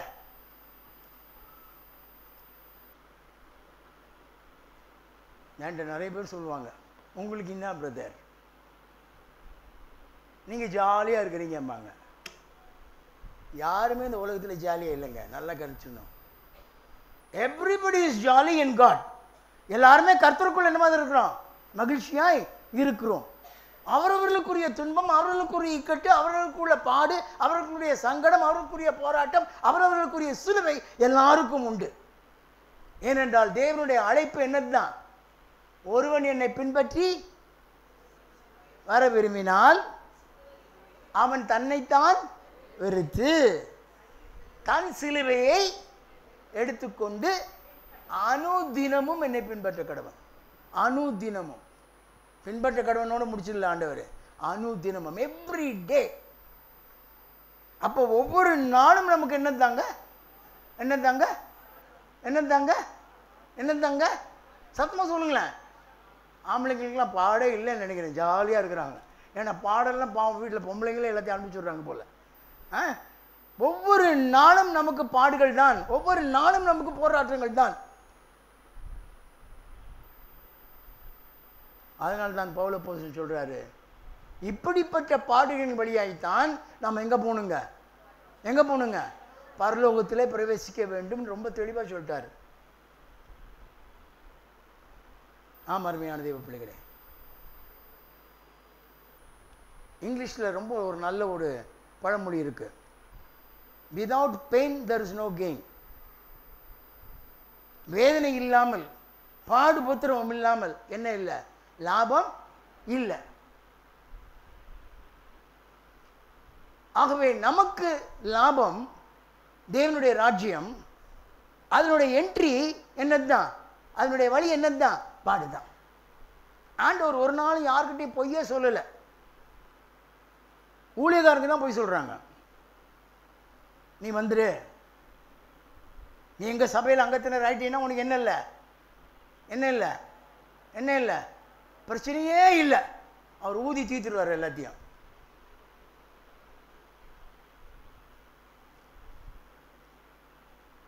ஆனால் ஆண்டவர் போய் சொல்லலைங்க. ஆண்டவர் ஒரு நாளும் போய் சொல்லலை. அழைப்பு கொடுக்கும்போதே சொல்லிட்டாரு, நீ என்னை பின்பற்றி வர விரும்பினா தாராளமாக வா, ஆனால் என்ன போய்ட்டு தான் வரணும், சிலுவை எடுத்துக்கிட்டு தான் என் பின்னால் உன்னால் வர முடியும். நீ பரலோகத்துக்கு போகிற வாசல் ஜாலியாக அப்படியே கையை காலை வீட்டிக்கிட்டு ஆடிக்கிட்டு டான்ஸ் எல்லாம் ஆடிக்கிட்டு போகிற மாதிரி இருக்கும்னு சொல்லலை. எப்படி இருக்கும்னாரு, இடுக்கமான வாசல் தான் சொன்னார். அதை தேடி தான் என்ன பண்ணணும்னு சொன்னார், கண்டுபிடிக்கணும்னு சொன்னார். அதை கண்டுபிடிக்கிறவர்களோ வெகு சிலர்னு சொன்னார். அருமையான தெய்வ பிள்ளைகளே, ஆண்டவர் ஒரு நாளும் தன்னுடைய பிள்ளைகளிடத்தில் பொய்யே சொல்லலை, எல்லாத்தையும் உண்மையை தான் சொன்னார். இப்படி தான்ப்பா இருக்கும் உலகத்தில், உங்களுக்கு என்ன உண்டுன்னாரு, பத்திரம் உண்டு. டேய் நான் எல்லாத்தையும் பாடுபட்டேன்டா. இன்னைக்கு பிரசங்கம் என்ன தெரியுமில்ல, ஆண்டவர் சிலுவையில் என்ன பண்ணிட்டாராம், பாடெல்லாம் அனுபவிச்சு தீர்ந்துட்டாரு. அதனால் நமக்கு என்னவே இல்லைப்பா, என்னவே இல்லை, இல்லை அப்படி சொல்லலை. நமக்கு ஆக்கினை கிடையாது. நம்முடைய பாவத்து நிமித்தமாய் நம் பாவத்துக்கு செலுத்த வேண்டிய தண்டனையை அவர் சுமந்து தீர்த்து விட்டார். அது நமக்கு இல்லை. ஆனால் நமக்கு சிலுவை இருக்குது. அந்த சிலுவையை சுமந்துட்டு வர சொல்றாரு. அருமையான தெய்வ பிள்ளைகளே, பாடுகள் இல்லாமல் நமக்கு பரலோகம் இல்லை என்பதை நாம மறந்து போகவே கூடாது. அப்ப இந்த ராஜாவுடைய வாயில இந்த வார்த்தை பிறந்த உடனே மூடிட்டாங்க. அப்ப எவ்வளவு ஒரு வல்லமை ஒரு மனுஷனுடைய வார்த்தைக்கு என்பதை உங்களுக்கு நான் சுட்டி காட்ட விரும்புகிறேன். அப்ப யோசேப்பினுடைய வார்த்தைக்கு எவ்வளவு வல்லமை, அந்த பார்வோன் கொடுத்த அதிகாரம். வாயில வார்த்தை பிறந்தாலோடு எவனும் கையை கால ஆட்டக்கூடாதுன்றார். எப்படிப்பட்ட ஒரு வார்த்தையினுடைய மகிமை என்பதை நீங்க பாருங்க அருமையான தேவனுடைய பிள்ளைகளே. அவர் தேவனுடைய வார்த்தைக்கு எவ்வளவு பெரிய வல்லமை இருக்கும். ஆண்டவர் சொல்லுவாரு, மோசேயை பார்த்து சொல்லுவார், என்னப்பா இவ்வளோ பெரிய தீர்க்கதரிசினி, என் ஜனத்தை மேய்க்கிறதுக்கு என்னென்ன தெரிஞ்சுக்கிட்டு வந்தேன், உன்னை அக்னியில் என்னை வெளிப்படுத்தின, உனக்கு செடி வெந்து போகாமல் இருக்கிறத பார்த்து அதிசயப்பட்டு என்னை பின்பற்றி வந்த நீ, அப்படிப்பட்ட உனக்கு என்னுடைய வார்த்தையினுடைய வல்லமை ஏன் புரியாமல் போச்சு அப்படின்னு ஆண்டவர் கேட்பார். இப்படியெல்லாம் எங்கே கேட்டிருக்காரு அப்படின்னு எனக்கு கேட்காதீங்க. இதெல்லாம் ஆண்டவர் மனசில் நினச்சி தான் ஒரு வார்த்தை கடைசியில் அவனை கேட்பார். ஒரே ஒரு வார்த்தை என்ன கேட்பார், என்னுடைய வார்த்தையின்படி நடக்குமோ நடக்காதோ என்பதை நீ என்ன செய்வாய் பாரு பார்ப்பேன்றாரு. எப்போ கேட்குறாரு, எப்போ சொன்னார்? ஐயோ மறுபடியும் ஆரம்பிச்சாருங்கிறாங்க எல்லாரும். எப்போ கேட்குறாரு, எதை பற்றி கேட்குறாரு சொல்லுங்க. ஒரு நாள் காலங்காத்தால எல்லா இஸ்ரவேலரும் உட்காந்து கூடாரத்தில் என்ன பண்ணிக்கிட்டு இருக்கிறாங்க, வெளியே வந்து வெளியே வந்துட்டாங்க. உள்ளே கூட உட்காந்து அழல, எல்லாம் வெளியே வந்து நின்று என்ன பண்ணிட்டு இருக்காங்க, அழுதுகிட்டு இருக்கிறாங்க ஓன் கூப்பாடை போட்டு. என்னன்னு பார்த்தா என்ன வேணுமா உங்களுக்கு, என்ன வேணுமா, கறி வேணுமா. நமக்கு மரக்கறி பிடிக்காது, நமக்கு வேற கறி தான் பிடிக்கும்.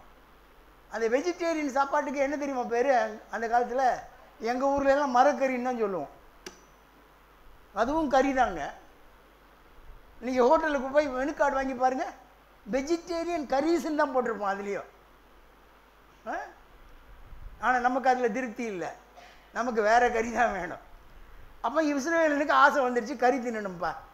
ஆசை வந்து தப்பு இல்லை, ஆனால் அவன் என்ன பெரிய தப்பு பண்ணான் சொல்லுங்க.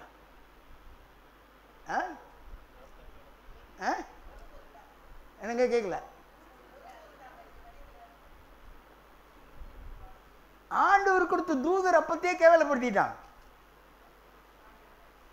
என்ன சொன்னான் அதை பற்றி? என்ன சொன்னான்? வீட்டில் போய் படிங்க, இதெல்லாம் வீட்டில் போய் படிங்க. அதுதான் அவங்க பண்ண பெரிய தப்பு. அவர் தூதர்களின் அப்பத்தை வானத்தின் மன்னாவை கொண்டு அவர்களை போஷித்தார். தேனிட்ட பணியாரத்துக்கு ஒப்பா இருந்தது அதனுடைய ருசி என்று வேதத்தில் வாசிக்கிறோம்.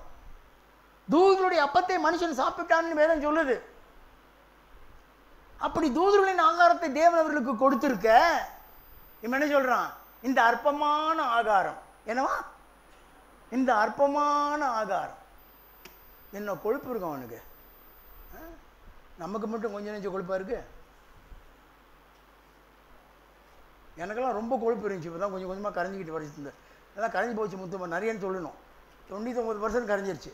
இன்னும் 1% எங்கேயா ஒட்டிக்கிட்டு இருக்கும். அதையும் அப்பப்போ ஆண்டவர் கரைச்சிக்கிட்டு தான் வருவார்.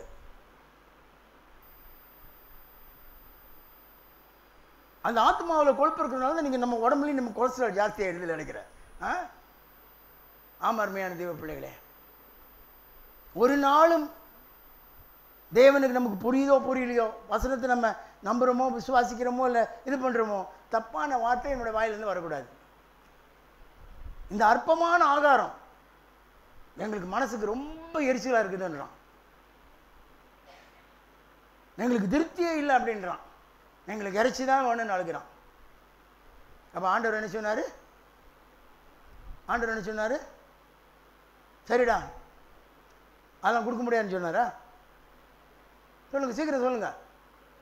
மணி 10:22 ஆச்சு, 10:30 முடிக்கணும்ல. இப்போ தான் சிலர் பார்க்குறாங்க, முடிக்க மாட்டாரான்னு. முடிச்சிடலாம், கவலைப்படாதீங்க. எனக்கு பிரசங்கம் பண்ணணுன்ற ஆசை கிடையாது. உங்களுக்கு கேட்கணுன்ற ஆசை இருந்தால் நான் எவ்வளோ நேரம் வேணாலும் பேசுவேன். இன்றைக்கி சாயங்காலம் வரைக்கும் கூட பேசலாம்.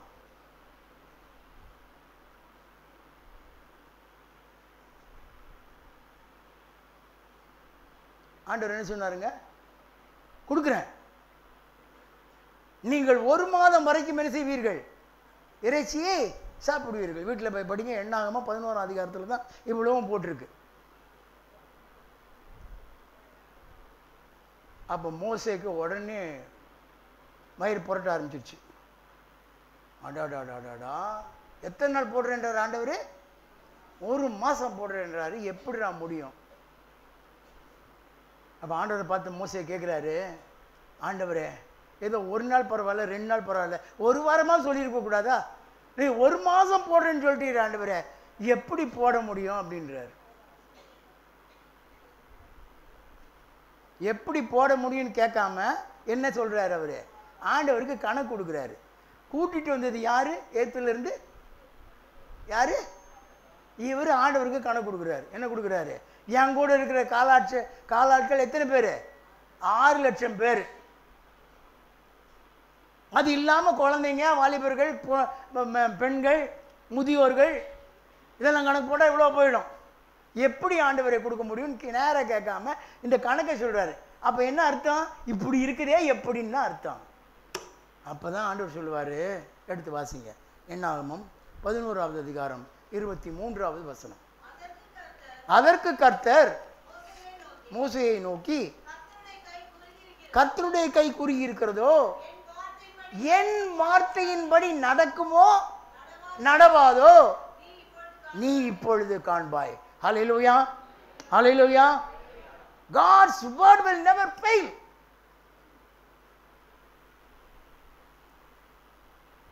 ஆண்டவர் கைவிட மாட்டார்னு சொல்றோம். Jesus will never fail. But we should understand that God's word will never fail. தேவனுடைய வார்த்தை ஒரு நாளும் பொய் உரையாது. தேவனுடைய வார்த்தை ஒரு நாளும் அவமாய் போகாது. அவர் வாயில் இந்த வார்த்தை புறப்பட்டதனால் நிச்சயமா இது நடக்கும். அது நடக்கும், அது நடக்கும். இன்னைக்கு பாஸ்டர் பரி நான் ஜெபம் பண்ணும்போது கூட நீங்கள் கவனிச்சிருந்திருப்பீங்க. எல்லாம் ஒரே ஒரு வார்த்தை தான் சொல்லி ஜெபம் பண்ணார் எல்லாத்துக்காகவும். ஸோ தேவனுடைய வாயின் வார்த்தையாக இருக்கட்டும், தேவ மனுஷனுடைய வாயின் வார்த்தையாக இருக்கட்டும், அடுத்த தேவனுடைய செய்திக்குள்ளாய் உங்களை நான் நடத்தும் பொழுது அதைத்தான் உங்களுக்கு சுட்டி காட்டும்படியாய் நான் விரும்புகிறேன். அவைகள் நிச்சயமாய் நடக்கும் என்பதை நாம் அறிந்து கொள்ள வேண்டும். அதான் ஆண்டவரே சொன்னார், அப்பேற்பட்ட மோசேக்கே டவுட் வந்துடுச்சு. அப்போ நமக்கு டவுட் வருது, நியாயம்தான். அப்போ என்னுடைய வார்த்தையின்படி நடக்குமோ நடக்காது என்று நீ பார்.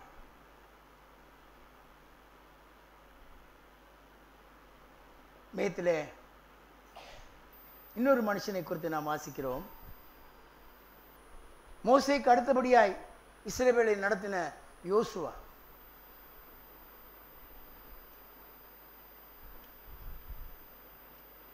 அந்த மோசேயை பார்த்து ஆண்டவர் இன்னொரு காரியம் சொன்னார். மோசே மேலேயா ஆண்டவர் கோபப்பட்டாரு? கண்மலையை பார்த்து God told him to speak to the rock. நீ வார்த்தையை பிரயோஜனப்படுத்தி கண்மலையோடு பேசினார். மோசே கோபத்தில் அடிச்சிட்டாரு. அந்த ஒரு சின்ன தப்புக்கு மோசேக்கு அவ்வளவு பெரிய ஒரு தண்டனை ஆண்டவர் மோசையை அடித்து விட்டார். போக முடியாதுடா உள்ளன்ட்டார்.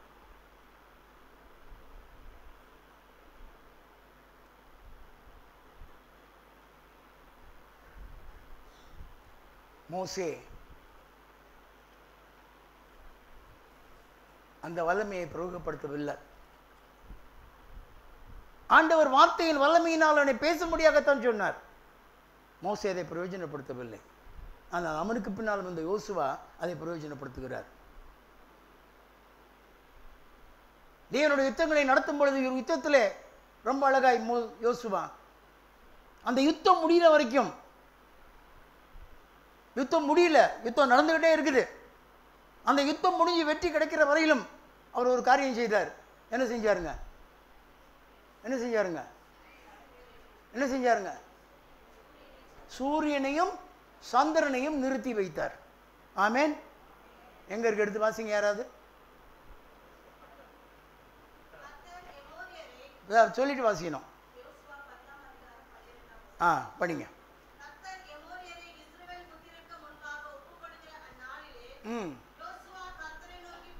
கர்த்தரை முதல்ல நம்ம அம்மா வார்த்தையை சொல்ல முன்னால யார்கிட்ட பேசணுங்க? இது நமக்கு ஒரு பாடம். நல்லா கத்துக்குங்க. எனக்கு வல்லமை கொடுத்துருக்காருடா, சன் ஸ்டாப் அப்படின்னா நிற்காது. முதல்ல யார்கிட்ட பேசணும்? ஆண்டவர்கிட்ட பேசணும். அது ஆண்டவர் சுத்தத்தில் இருக்கணும், ஆண்டவர் திட்டத்தில் இருக்கணும். அதனுடைய திட்டத்துக்குள்ளே நடத்தப்பட வேண்டிய ஒரு செயலாக இருந்தால் நிச்சயம் நம்முடைய வார்த்தையிலே என்ன இருக்குங்க? வல்லமை இருக்கும். அந்த வல்லமை கிரியை செய்யும், அதன்படி நடக்கும். இப்போ படிங்கம்மா. சூரியனே நீ கிதியோன் மேலும், சந்திரனே நீ ஆயிலோன் பள்ளத்தாக்கின் மேலும் கரித்து நில்லுங்கள் என்று சொன்னார். ஆமேன். அது அப்படியே நின்னுச்சியா? அப்படியே நின்னுச்சு. சூரியன் அஸ்தமனம் ஆகல, சந்திரன் என்ன ஆகல? என்ன ஆகல? என்ன ஆகல? உதயம் ஆகல. அந்த வெளிச்சம் அந்த யுத்தம் முடிகிற வரையிலும், அவர்கள் மேற்கொண்டு ஜெயிக்கிற வரையிலும் சூரியன் தரித்து நின்றது என்பதை நாம் பார்க்கிறோம். அருமையான தேவ பிள்ளைகளே, ஹல்லேலூயா. இதுதான் தேவனுடைய வார்த்தையினுடைய வல்லமை. அப்ப இந்த தேவனுடைய வாயிலிருந்து புறப்பட்ட வார்த்தை மட்டுமல்ல, நாம் தேவனுடைய வார்த்தையின் வல்லமை விசுவாசிக்கிற தேவனுடைய பிள்ளைகளாக இருந்தால், தேவனுடைய ஒப்புதலோடும் தேவன் நமக்கு அருளி செய்திருக்கிற அந்த கிருபையோடும் நம் வாயிலிருந்து பிறக்கும் வார்த்தையும் அதே வல்லமை என்ன செய்யுங்க? என்ன செய்யும்? என்ன செய்யும்? பிறப்பிக்கும். ஆமேன், ஆமேன், ஆமேன், அதுக்கு தான் யோசுவா சொன்ன வார்த்தை அடையாளம். சந்திரனும் சூரியனும் தரித்து நின்றது என்பதைத்தான் நாம் வாசிக்கிறோம். அருமையான தேவ பிள்ளைகளே,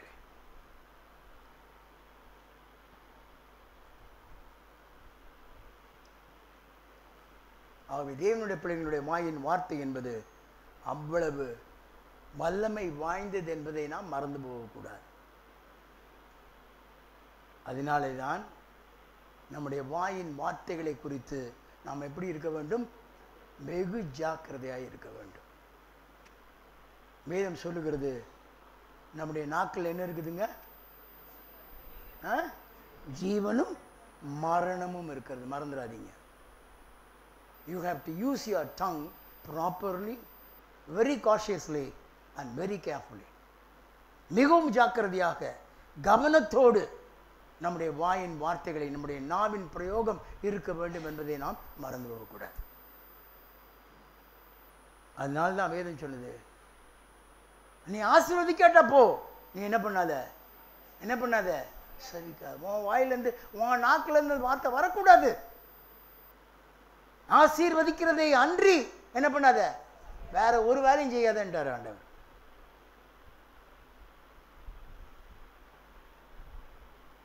சத்துருக்கள் ஆசீர்வாதம் தான் சொன்னார், சபிக்கிறவன் ஆசீர்வாதம் தான் சொன்னார், எல்லாவனையும் ஆசீர்வாதம் தான் சொன்னார். ஏன்னா ஆண்டவருக்கு தெரியும், அவன் ஆசீர்வாதத்துக்கு பாத்திரமா இல்லைன்னா அந்த ஆசீர்வாதம் என்ன பண்ணாது, அவன்கிட்ட நிற்காது. ஆனால் நம்ம வேலை என்னதுங்க? ஆசீர்வதிக்கிறது தான். ஆமாம், அருமையான தேவச்சனமே. ஆகவே தேவனுடைய வார்த்தையினுடைய வல்லமை எத்தனை இருக்கிறதோ அதே விதமாய் உண்மையான தேவனுடைய பிள்ளைகளுடைய வாயின் வார்த்தைகளும் வல்லமை பொருந்தியதாய் இருக்கிறது என்பதை நாம் ஒரு நாளும் என்ன செய்யக்கூடாதுங்க? மறந்து போகவே கூடாது. ஆகவே தான் இன்றைக்கும் நாம் நம்முடைய வாயின் வார்த்தைகளை எடுத்து கட்டளை கொடுக்கிறோம். வியாதி நீங்கி போக கட்டளை கொடுக்கிறோம். அவர்கள் சுகமாக கட்டளை கொடுக்கிறோம். பிசாசுகள் நீங்க கட்டளை கொடுக்கிறோம். அவர்கள் பின்மாற்றங்களிலிருந்து மாறி மறுபடியும் புத்துணர்ச்சி வர கட்டளை கொடுக்கிறோம். ரட்சிப்புக்காய் கட்டளை கொடுக்கிறோம். இவைகளெல்லாம் சம்பவிக்கிற ஒரே காரணம் என்னவென்றால், அந்த வார்த்தையிலே என்ன இருக்கிறது ஐயா? வல்லமை இருக்கிறது ஐயா. ஆகவே தேவ பிள்ளைகளே, நம்முடைய வாயின் வார்த்தைகளை குறித்து வெகு ஜாக்கிரதையாக இருப்போம். நம்முடைய வாயின் வார்த்தைகள் முக்கியத்துவம் வாய்ந்தவைகள், அவைகள் வல்லமை பொருந்தியவைகள். கர்த்தர் நம்மை ஆசீர்வதிப்பாராக. ஆமென். தேவனுடைய வார்த்தையை கேட்டுட்டு போகாதீங்க, விசுவாசத்தோடு நம்பி போங்க. நிறைய மக்கள் வார்த்தையை கேட்டுட்டு போகிறாங்க. நீங்கள் வார்த்தையை நம்பி போங்க. எல்லாம் கைகளை உயர்த்தி நம்ம ஜெபம் பண்ணலாம். ஆண்டவருடைய வார்த்தை கர்த்தர் நம்முடைய தாசன் மூலமாக நம்மோடு கூட பேசினார். இந்த வானமும் பூமியும் ஒழிந்து போனாலும் என் வார்த்தைகள் ஒழிந்து போகாது என்று கர்த்தர் சொல்றார். வார்த்தையாக இருக்கிற தெய்வம் உனக்குள்ளே நமக்குள்ளே வாசமாய் இருக்கிறார். அவர் நம்மோடு கூட பேசி கொண்டிருக்கிறார். அவர் நமக்குள்ளே தான் வாழ்கிறார். இந்த வேளையில் நம்மோடு கூட பேசி கொண்டிருக்கிறார். நம்மை உணர்த்தி கொண்டிருக்கிறார். அன்றைக்கு அதே அற்புதங்களை செய்த மோசையை கொண்டு, யோசுவாவை கொண்டு,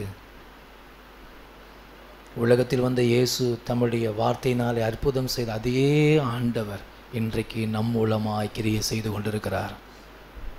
நம்முடைய வார்த்தையில் வல்லமை இருக்கிறது. நம்முடைய விசுவாச வார்த்தையில் வல்லமை இருக்கிறது. ஆகவே எல்லாம் கைகளை உயர்த்தி ஓல்லா ஆந்தரா லஷ்யல்லா ஆந்தரானியா ஓ ஸ்தோத்திரம் பண்ணி ஜோமனுமாக. ஆண்டவரே, நம்முடைய வார்த்தைகளுக்காக நன்றி. எல்லாம் கையை உயர்த்தி எல்லாம் ஜோமனுங்க. ஆண்டவரே, ஓ ராஃபாலா தாலா ஷாதாலா, நம்ம பேசுகிற வார்த்தை மற்றவர்களுக்கு தீர்க்க தரிசனமாக மாறணும் ஜோமனுங்க. என் வார்த்தை அநேகர்களுக்கு தொடரணும் ஜோம் பண்ணுங்க. அப்படிப்பட்ட வார்த்தையாக என் வாயிலிருந்து புறப்படுகிற என் வார்த்தையெல்லாம் ஜனங்களை ஆசீர்வதிக்கிற வார்த்தையாக மாறணும். என் வாயின் வார்த்தை ஆண்டவர் அற்புதம் நடக்கணும். ஆண்டவரே தரிசனம் நிறைவேறணும். அப்படி எல்லாம் கையை உயர்த்தி ஜோம் அல்லாமா. ஹல்லேலூயா. ஒர்ரா பாலா தாலா ஷபாலா தாலா ரிபாலா ஒர்ரா தானா ரீமாலா அந்தரா துரபலா அந்தரா ஒர்ரா ஃபலா ஷில்லா ஃபேலி அந்தரா ரபுல்லி ஹேனியா அந்தரா நியாத்ரானியா ஒர்ரா ஃபுல் அந்தரானியா ஓல அஷ்வலி அந்தி ஹேரியா அந்தரா.